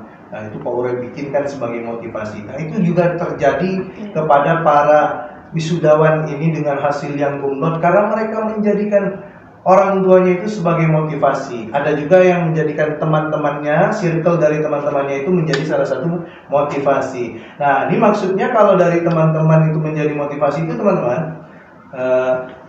bagaimana pertemanan itu bisa memotivasi kita untuk menyelesaikan skripsi tepat waktu. Seperti itu ya Kak Putri ya. Jadi ada teman-teman seangkatan, teman-teman sekelas bersama-sama untuk menyelesaikan skripsi agar bisa sidang bersama-sama sesuai dengan jadwal yang sudah ditentukan dan bisa wisuda sesuai dengan jadwal. Nah, jadi carilah, kalau kata Raja Ali Haji dalam gurindamnya, carilah olehmu akan sahabat yang dapat dijadikan obat. Jangan kalian cari sahabat yang mendatangkan mudarat. Seperti itu ya teman-teman ya. Ini pesan dari Pak Urai sebagai dosen penasihat akademik. Baik, kita sudah mendengar motivasi-motivasi dari kakak-kakak dan abang wisudawan terbaik kita tahun ini 2024 ini. Lalu pertanyaan terakhir, ini titipan dari Nisa ini. Nanti ada pertanyaan Pak Urai sendiri. Ini pertanyaan terakhir. Jadi gelar kumlot yang kakak-kakak abang dapatkan ini, kira-kira apakah menurut kalian ini puncak dari kesuksesan kalian atau tidak gitu? Ya, apakah ini puncak dari kesuksesan kalian atau tidak? Nah, mungkin bisa dijelaskan dulu Kak. Dimulai dari Kak Rizka. Menurut saya dengan gelar kumulat ini belum akhir dari perjuangan saya untuk sukses, Pak. Masih panjang ya lagi. Masih, bener. Jadi teman-teman yang baru selesai SMA udah sobek-sobek baju. Bukan kami. Ya. Coret-coret. Sobek. Coret-coret ya. Kalau sobek Bahaya dong. panjang nanti. Ya maksudnya coret-coret baju SMA loh gitu. Ya. Ini kakak-kakak udah selesai kuliah saja dapat gelar kumulat, katanya perjuangannya itu masih panjang, Pak. Sepanjang apa kira-kira? Karena almarhum bapak saya itu bilang saya harus kuliah sampai tuntas. Nah, kata ibu dosen kita Bu Ria, Bu Dokter Siti Maria, itu kawan saya tuh. kuliah sampai tuntas itu sampai S3, Pak. Kuliah sampai tuntas sampai S3. Jadi kalau kita baru kuliah S1, Kuliah S2. Jadi Pak Ore belum S3, berarti belum tuntas teman-teman ya. Ini kalau kayak kalian ini STLR. Jadi sampai S3, ini pesan dari Bu Ria, Dokter Ria Siti Maria ya. Baik. Jadi kalau menurut perjuangannya itu sampai S3, tapi kalau menurut kamu, pandangan kamu? Pandangan saya sebenarnya dari awal itu cuma sampai S1, cuman melihat beliau bisa sampai dokter, masa saya nggak bisa, Pak? Masya Allah. Jadi ada niat ya. S1 teman-teman sudah selesai, S2 kalau ada rezeki ya. Insya Allah kalau ada lagi rezeki S3 Ini begitu. masih STLR. Ya, betul. Makanya kayaknya banyak telernya daripada kuliahnya. Nah, bagus. Jadi ini menurut kamu sepakat ya? Jadi ini bukan berarti ini akhir dari kesuksesan Benar. kamu ya. Masih ada step-step berikutnya yang harus kamu tapaki dan kamu jalankan itu untuk meraih kesuksesan berikutnya. Iya, benar, Pak. Nah, baik. Ada lagi kira-kira tambahannya? Cukup ya. Nah, mungkin dari Kak Rizka, perjuangan kuliah itu bukan berhenti sampai di S1 saja, teman-teman. Ya. Kita usahakan bagaimanapun kalau tidak ada biaya untuk kita lanjutkan S2, kita cari beasiswa. Ya. Alhamdulillah Pak Urai waktu itu support dari orang tua memang luar biasa, jadi Pak Urai bisa melanjutkan kuliah S2 sambil bekerja ya teman-teman. Ingat, jadi kita tidak betul-betul membebankan orang tua seperti itu. Nah, bagus. Selanjutnya pertanyaan ini kepada Kak Putri, kira-kira apakah ini menjadi akhir atau puncak dari kesuksesan yang Kak Putri sudah raih ini? Gimana? Menurut saya ini Suaranya? Menurut saya ini belum sebagai pemuncak ya, Pak ya. Iya. Cuman di satu sisi saya mikir kalau mau S2 mungkin saya harus cari beasiswa. Beasiswa. Iya. Sama harus cari dukungan juga dari keluarga. Kalau mereka ngedukung, oke, ngelanjut. Tapi kalau enggak ya mungkin sampai sini aja. Baik. Tapi perspektif lain dari Kak Putri menanggapi atau melihat sebuah kesuksesan itu, apakah dari kumulat ini atau tidak? Dari kumulat. Nah, dari pencapaian gelar kumulat ini, apakah hanya menurut Kak Putri, apakah itu menjadi sebuah kesuksesan ini? Apa ada kesuksesan yang lainnya lagi kira-kira? Pencapaian Putri setelah lulus ini kan cari kerja. Ya. Alhamdulillah kerja sudah dapat, dan capaian keduanya itu saya pengen ngebahagiain orang tua. Betul ya. Setelah itu saya ingin menikah dengan mungkin Lelaki yang bisa membimbing saya dunia dan akhirat.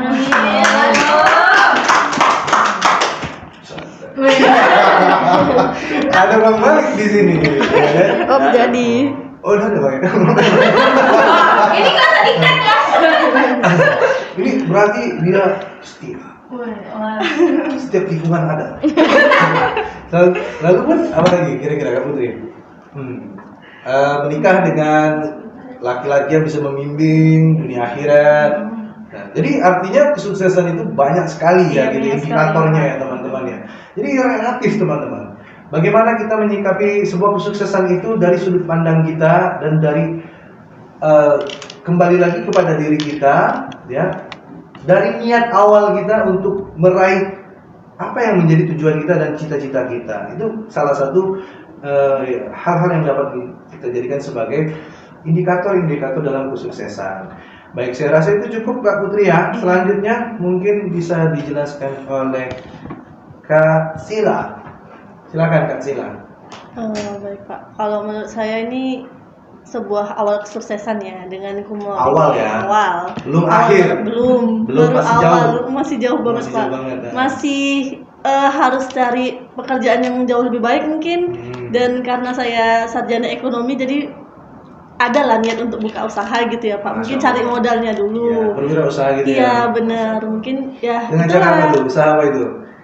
Kalau usahanya mungkin Belum terpikir. belum terpikir ya Belum Pak, apa terpikir. aja lah Ya, apa pokoknya. aja gitu ya. Yang Ya. penting cari pekerjaan dulu mungkin di samping mengumpulkan modal kali ya Pak. Jadi Ya. ya itulah baru buka usaha mungkin kayak gitu. Masya Allah. Karena kan kalau cuma mengandalkan ini saja kayaknya kurang ya, masih sangat kurang. Betul sekali. Jiwa-jiwa wirausaha itu udah nampak ya, sudah tercermin nih dengan oleh sarjana ekonomi ini sudah tercermin ya. Baik, ada lagi Kak Sena? Mungkin itu aja Pak. Mungkin itu saja. Baik teman-teman ya.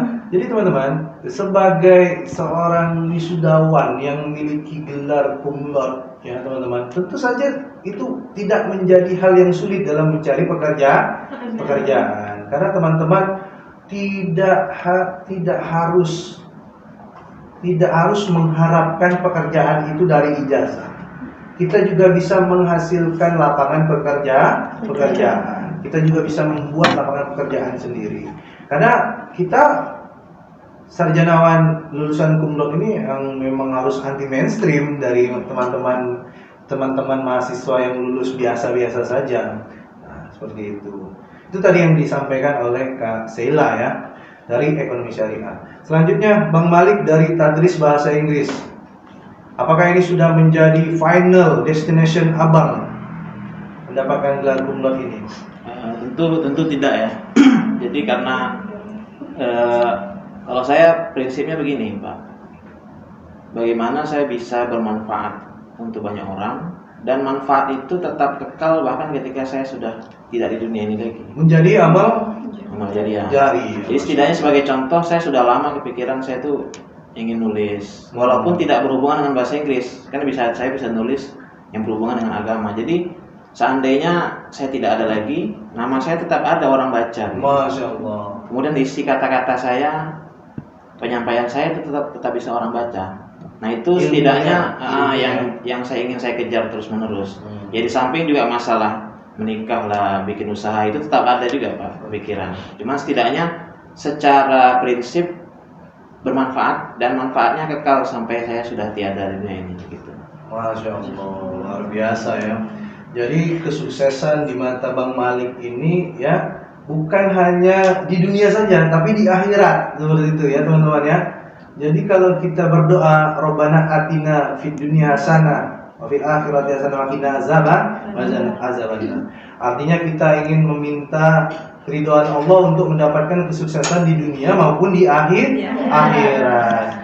Saya tertarik sekali ya dengan ada seseorang yang memiliki visi untuk menulis teman-teman.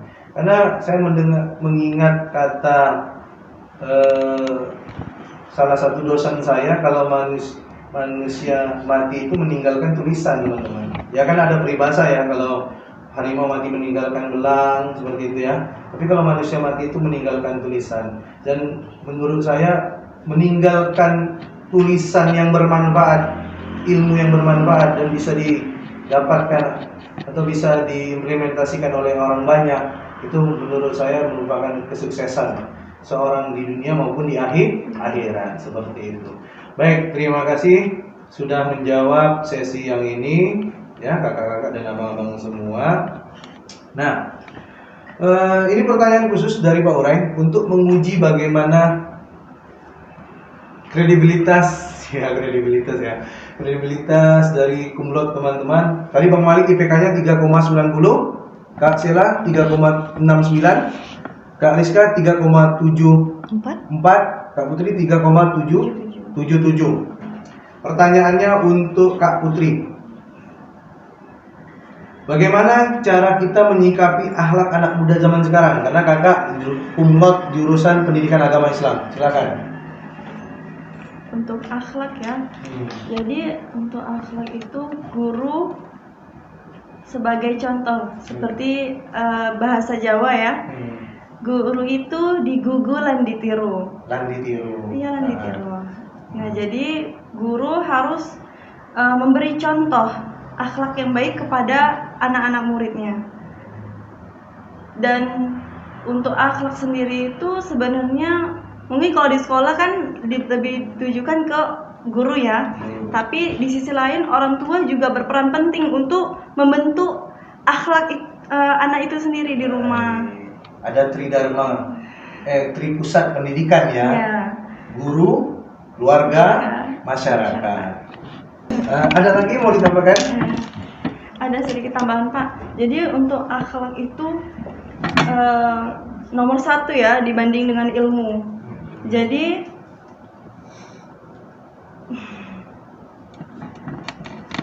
akhlak kita harus baik.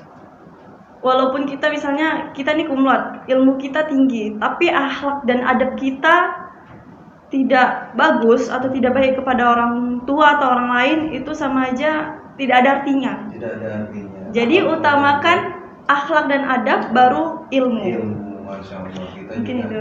Baik, terima kasih Kak Putri. Iya, sama-sama Bapak. Ya, kita juga tentunya menginginkan bahwa generasi-generasi muda kita ini ya teman-teman memiliki akhlak dan adab yang baik ya, yang bisa mereka implementasikan, melihat bagaimana cara kita memperlakukan mereka juga. Jadi disitulah ya mereka meniru kita dari akhlak dan adab kita.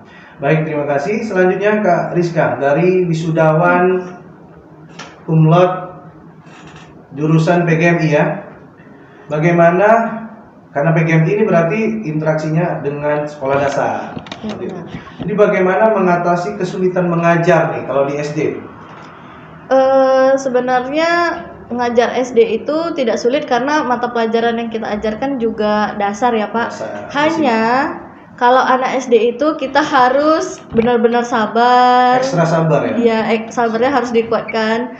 Juga kalau mau mengajar itu kita harus memberikan motivasi dulu. Kenapa kita harus belajar ini? Kenapa kita harus belajar ini? Selanjutnya kita harus membangkitkan dulu mood mereka Pak. Karena masih pagi itu mungkin ada yang tidak mau sarapan dimarahin ibunya. Yang dibangunin paksa karena harus sekolah gitu. Jadi kita harus bangunkan dulu moodnya. Moodnya ya. Ya, nanti di sela-sela pembelajaran itu kita kasih mereka motivasi, kasih mereka apresiasi kalau ada pencapaian mereka yang lebih dari teman-temannya. Juga di akhir pembelajaran itu kita tetap harus memberikan motivasi untuk pembelajaran selanjutnya gitu Pak. Luar biasa. Terima kasih Kak Rizka dari PGMI. Artinya kalau kita menjadi guru, apalagi guru SD teman-teman, itu berarti kita sudah siap untuk berhadapan dengan makhluk yang tidak terduga, yaitu anak-anak gitu ya, anak-anak SD seperti itu. Jadi kita harus memiliki keterampilan mengajar seperti yang sudah disampaikan oleh Kak Rizka. Baik, terima kasih. Selanjutnya untuk Kak Sela, ada wisudawan cum laude dari Ekonomi Syariah. Pertanyaannya, bagaimana kamu Kak Sela melatih kemampuan berinteraksi nih, ya, berinteraksi atau bertransaksi di dalam ekonomi syariah? Silakan. Baik Pak, kalau saya kan jurusan ekonomi syariah nih, kebetulan ada bank sampah di kampus kita kan. Nah, itu program ya, program bank sampah. Iya, ya? ini program Pak. Ini juga bisa melatih kemampuan bertransaksi dan ilmu ekonomi syariahnya di situ. Karena ini kan di jurusan ekonomi syariah ini kita mengenal tentang ilmu-ilmu ekonomi. Nah, termasuk kayak bank lah, semacam bank lah gitu. Hanya bedanya ini bukan tentang hanya tentang uang, tapi kan tentang menjual sampah gitu, kayak bertransaksi lewat penjualan barang yang sudah tidak dipakai. Ya, di situ juga iya benar. Jadi nilai dan ini kan kita juga menggunakan tabungan gitu bahasanya. Jadi lewat situ kita juga ada pembukanya, ada transaksinya, ada kayak jual belinya juga. Nah, disitulah kita melatih kemampuan bertransaksi kita. Nah, kebetulan bank sampah ini juga dibangun oleh dosen kita almarhum Pak Eko yang salah satu motivasi saya juga Masya untuk Allah, luar bisa biasa. sampai lulus kayak gini, karena dulu saya jujur aja ya Pak nggak bisa yang berinteraksi kayak gini, saya nggak Susah bisa ya, betul. termasuk introvert yang Introvert. ya nggak bisa lah untuk Kalau berinteraksi introvert banyak itu gitu. ketemu orang banyak Iya rasanya capek benar, banget gitu nggak ya. bisa banget gitu. Betul. Nah lewat inilah harus sosialisasi ke orang, ke masyarakat. Nah itulah yang menjadikan motivasi saya juga dan sebagai latihan juga ya Pak untuk di sini. Dan kebetulan ada teman-teman saya Bubble Wrap namanya Pak. Itu juga. Tim Iya itu sebenarnya tuh sama kelompok kalian. nama geng saya. Oh, nama geng. Itu tuh kami di situ ada teman-teman saya juga di situ yang bantu saya kan Pak. Ada yang lainnya juga, ada mahasiswa yang lainnya juga. Cuma mereka juga salah satu yang bantu saya untuk belajar juga di situ. Masya Allah. Jadi circle juga mempengaruhi Iya, kita benar. untuk belajar bertransaksi Iya benar. dalam prodi ekonomi syariah Iya. seperti itu ya. Baik, terima kasih. Ada lagi Kak Sela? Itu aja Itu kayaknya. saja, cukup. Terima kasih Kak Sela. Iya, Pak. Terakhir untuk Bang Malik Abdurrahman Malik, wisudawan cum laude dari TBI dengan IPK 3,9. 0,10 lagi teman-teman, asli ini. Ada obat teman-teman. Summa cum laude, terbaik dari para terbaik, gitu ya. Baik, pertanyaan untuk Bang Malik nih.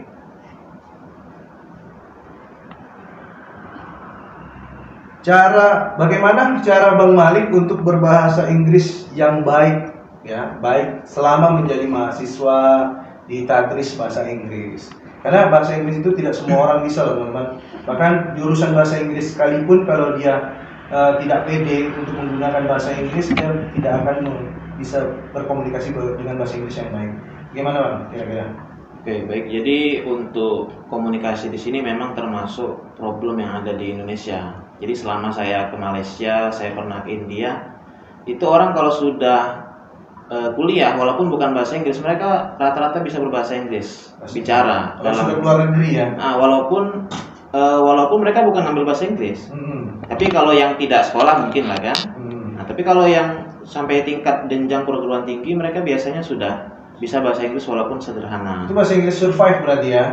Begitu. Ya. Nah, kalau yang saya perhatikan dari mereka tentu adalah suasana yang mendukung mereka untuk terus praktek. Betul. Karena Lingkungannya ya. karena bahasa percakapan ini kan bukan seperti bahasa tulisan ataupun bahasa membaca.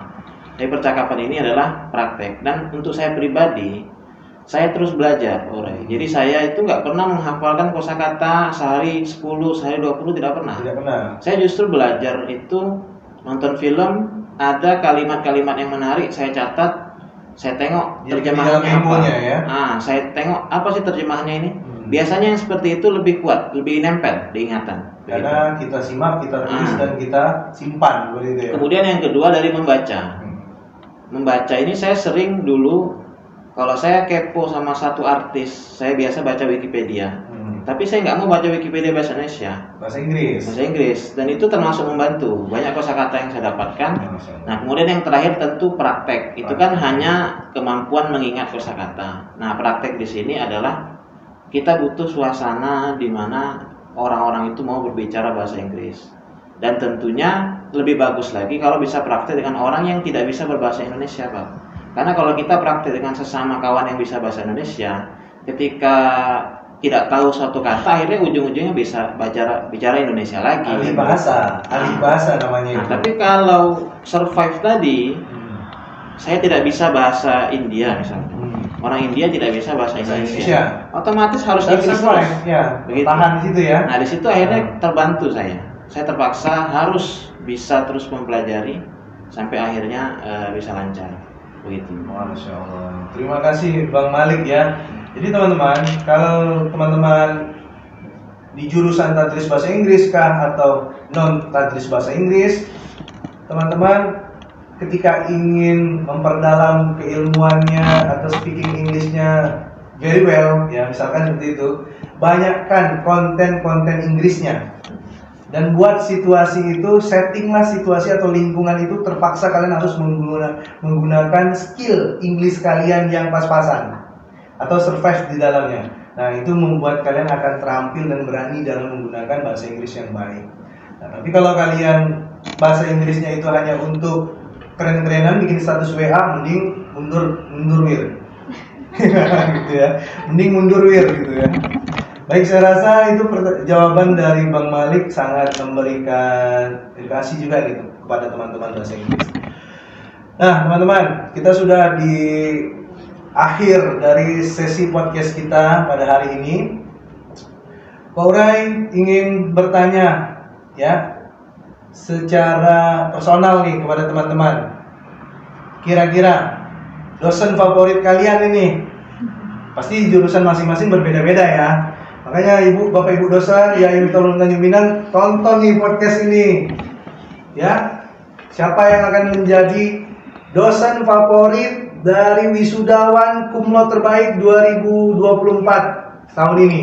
Mulai dari Rizka terlebih dahulu. Ya Rizka, ini tanpa ada rasa tertekan. Iya. Sebenarnya saya punya 3, Pak. Tapi sebenarnya banyak. Iya, tapi sebenarnya dosen banyak. gitu ya. Iya, Tapi ada 3. hampir semua, tapi Ada 3. Tapi pilih nanti satu yang terbaik. 3, sebutkan saja, tapi pilih satu yang terbaik ya. Bapak bukan mengkotak-kotakan ya teman-teman ya. Bukan mengkotak-kotakan. Makanya Bapak Ibu nonton ini. Ini cuplikan nanti jadi cuplikan di awal ya, biar keren. Ya, silakan. Yang pertama itu Ibu Ica. Yang pertama Ibu Ica. Yang kedua Ibu Siti Maria. Kedua Ibu Siti Maria. Yang ketiga Ibu Mega. Yang ketiga Ibu Mega. Tapi di antara ketiga ini pasti ada yang sangat difavoritkan. Siapakah kira-kira? Ibu Ica. Ibu Ica. Biasa ya. Senang ya. Rupanya jadi dosen yang difavoritkan itu. Ya. Selanjutnya mungkin dari Kak Sela. Silakan. Atau Kak Sela punya pola yang sama? 3 dulu baru 1 gitu. Atau langsung jos 1 aja. Sebenarnya semuanya baik-baik sih, Pak. Semuanya dosen Semuanya di dosen ekonomi syariah baik-baik baik-baik. semua. Friendly gitu ya. Kalau disuruh pilih satu nih susah. Tapi kalau seandainya kamu dihadapi dengan di tantangan seperti itu, kamu harus memilih salah satu. Siapa kira-kira? Kalau menurut saya Pak, selama ini yang membantu saya dari kok dari awal tuh ya almarhum Pak Eko ya Pak. Cuma setelah itu tak tergantikan ya. nggak akan pernah terganti Pak. Almarhum Pak Eko. Almarhum Pak Eko Hermawan. Eko Hermawan, Ya. mantan dosen ya karena sudah meninggal ya, mantan dosen Ya. dari ekonomi syariah. Tuh Pak Ure juga gini loh sama Pak Eko, almarhum. Itu nggak akan pernah tergantikan Pak. Lalu setelah itu digantikan dengan Pak Ajun. Nah itulah Pak Ajun lah yang selama ini bantu saya lah dari ya itulah dari semenjak Pak Eko itu sampai detik ini beliaulah yang membantu saya lah sampai saat ini. Itulah Dosennya Pak Mas Junaidi. Pak Mas Junaidi. Oke, tepuk tangan dulu untuk Pak Junaidi. Makanya ditonton ya Bapak Ibu dosen ya, biar tahu. Rupanya kalian itu difavoritkan oleh mahasiswa-mahasiswanya. Ya, kalau Pak Ure ya tidak. Selanjutnya Bang Malik. Pak Ure. Enggak.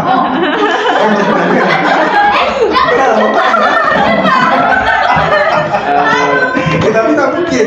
Pintas TBI Gepang kan. Itu Pak Taufik Abdal tentunya. Masya Allah Pak Taufik Abdal. Apa itu pengalaman atau beliau itu ini Pak, banyak membuat saya itu mempelajari hal baru kalau menurut saya.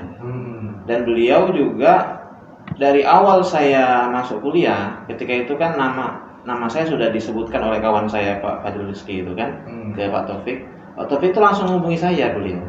Jadi tidak gitu ya, cepat begitu, gitu ya. gerak cepat. Jadi di situ beliau sudah naruh perhatian kan gitu, ada lebih. Nah kemudian selanjutnya ya seperti disuruh ikut lomba, seperti dilibatkan ini dan itu. Kegiatan-kegiatan. Nah begitu. Jadi akhirnya banyak sekali hal-hal baru, bahkan terakhir finalnya adalah skripsi saya itu sebagai pembimbing dan juga sebagai orang yang menyarankan untuk mengambil penelitian yang berbeda. Dan itu sangat sepakat dengan saya, karena selama ini kan TB ini rata-rata hanya ke sekolah, kemudian menerapkan metode pembelajaran apa berhasil atau tidak. Artinya rata-rata penelitian tindakan kelas, gitu kan. Di sini saya meneliti buku, dan beliau pun sudah dari 2 tahun lalu sudah nawarkan itu ke saya, gitu kan. Akhirnya ketika skripsi penelitian saya beda sendiri. Saya meneliti buku tentang pariwisata. Ya alhamdulillah itu memuaskan lah bagi saya. Jadi intinya dari awal saya masuk 2020 sampai terakhir itu pun memang betul-betul banyak memberikan pengaruh begitu. Ya tentunya dosen-dosen lain juga sangat berjasa, termasuk Pak Urai. Bahkan di awal-awal dulu pernah di atas Pak Urai cerita-cerita sama saya itu termasuk membekas begitu Pak. Cerita di atas kan soal penelitian dan segala macam itu termasuk membekas sampai sekarang begitu. Tapi tentunya Pak Taufik ini ya tadilah secara bertahap sampai sekarang. Betul, secara keseluruhan effortnya beliau itu ya yang mengantarkan kamu, sebagian yang mengantarkan kamu selesai mengambil jurusan tadris bahasa Inggris. Baik, terima kasih teman-teman. Ini Pak Urai juga memberikan informasi ya dari teman-teman mahasiswa alumni ini. Pak Urai pernah masuk di mata kuliahnya Kak Putri ya, pernah mengajar Kak Putri, pernah mengajar Kak Sela juga ya di mata kuliah bahasa Indonesia dan karya tulis ilmiah, dan Bang Malik juga bahasa Indonesia. Nah, jadi Pak Urai ini teman-teman ya dosen lintas jurusan. Jadi dosen pengembara sebenarnya ya. Di mana-mana itu bawa ini pikul-pikulan untuk mengembara ke jurusan-jurusan gitu ya. Tapi ke Kak Rizka tidak pernah ini. Kak Rizka PGMI tidak pernah. Nah, terima kasih Bang Malik. Sekarang Kak Putri bagaimana kira-kira? Adakah dosen, sosok dosen yang menjadi favorit kamu? Banyak sekali ya kira-kira. Kalau dosen-dosen MPA itu alhamdulillah orangnya baik semua, terus nggak pelit nilai juga. Ada yang pelit ya? Ada yang pelit? Oh ada. Oh ada. Kalau favorit tidak ya? Enggak.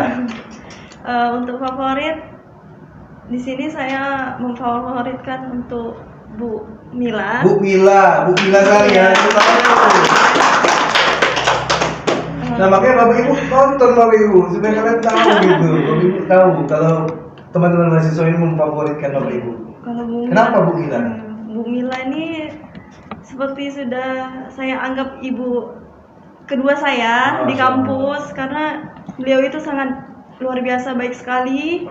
Perhatian dan mulai dari PPL itu ya, PPL itu praktek pengalaman lapangan, itu kan apa namanya, dosen pembimbingnya itu Bu Mila juga, terus KKN Bu Mila juga lagi, dan alhamdulillah skripsi saya juga dapat dosen pembimbingnya Bu Mila juga. Masya Allah. Bu Mila juga? Iya, Masya Allah. Bu, jadi apa peran saya? Kalau tak membutuhkan saya sih.